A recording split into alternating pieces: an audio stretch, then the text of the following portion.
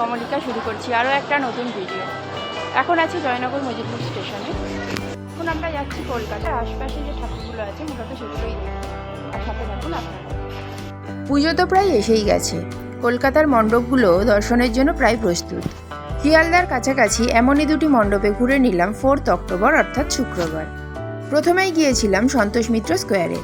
শিয়ালদার south section থেকে বেরিয়ে ফ্লাইওভারের নিচ থেকে কোলে মার্কেটের দিক দিয়ে কিছুটা এগিয়ে বাঁদিকের শর্টকাট গলি দিয়ে পৌঁছেছিলাম সন্তোষ মিত্র স্কোয়ার বা লেবুতলা পার্কে।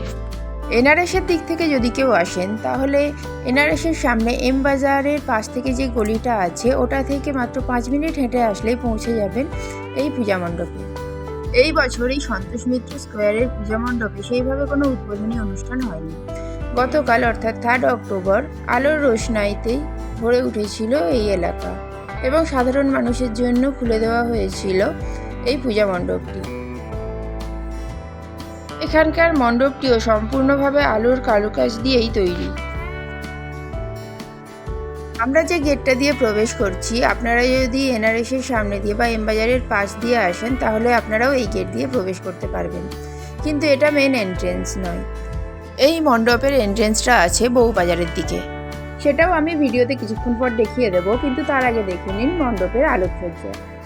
মণ্ডপ প্রায় সম্পূর্ণ হয়ে গেছে, শুধু সামনের এই বাঁশ কটা খোলা হয়ে গেলেই এই কাজটা কমপ্লিট হয়ে যাবে, সেটাও আর কিছুক্ষণের মধ্যেই হয়ে যাবে।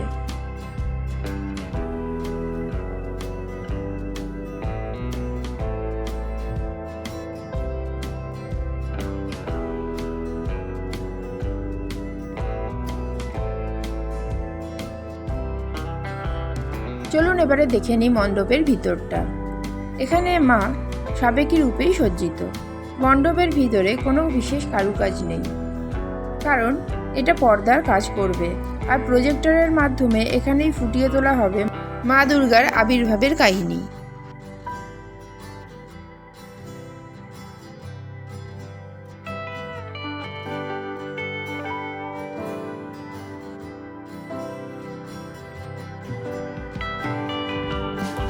মণ্ডপ থেকে আমরা বেরিয়ে এসেছি, আর এখানে দেখে নিন বউবাজারের মুখেই তৈরি করা হয়েছে এন্ট্রেন্স গেটটা। এবার এই ট্রাম লাইন ধরে আমরা যাব কলেজ স্কোয়ারের দিকে।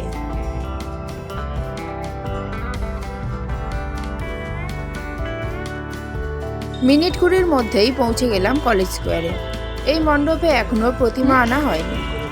সুইজারল্যান্ডের পার্লামেন্টের থিমে তৈরি হয়েছে এই প্যান্ডেল।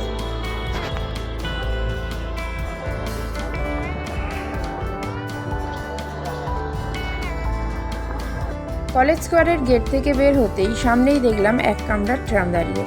কিছুটা দৌড়ে এসে উঠে পড়লাম সিগন্যালে আটকে থাকা ট্রামে।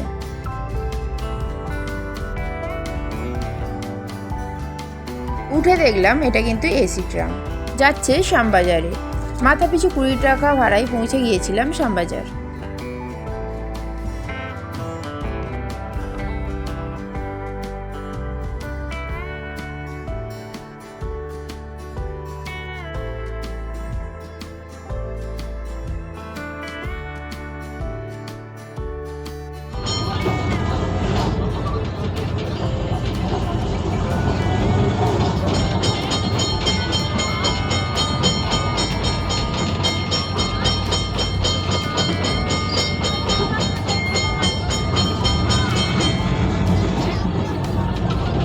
হাতিবাগান মার্কেটে কিন্তু পুজোর কেনাকাটা এখনো জোর কদমেই চলছে।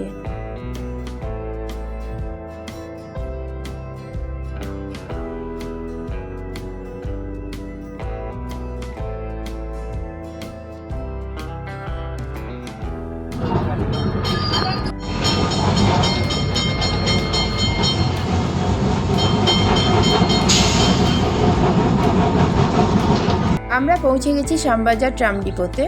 এবারে এখানে নেতাজির মূর্তির সামনে কিছুক্ষণ সময় কাটিয়ে ফিরবো শিয়ালদার দিকে।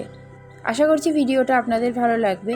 ভিডিওটা কেমন লাগলো অবশ্যই কমেন্ট করে জানাবেন, ভালো লাগলে লাইক করে দেবেন, আর আমার চ্যানেলের নতুন বন্ধু হলে চ্যানেলটা সাবস্ক্রাইব করে পাশে থাকার অনুরোধ রইল। আজ তাহলে এই পর্যন্তই, দেখা হবে খুব তাড়াতাড়ি পরবর্তী ভিডিওতে। সবাই সুস্থ থাকবেন, ভালো থাকবেন আর সাবধানে থাকবেন। খুব তাড়াতাড়ি চলে আসবো আরও একটা নতুন ভিডিও নিয়ে।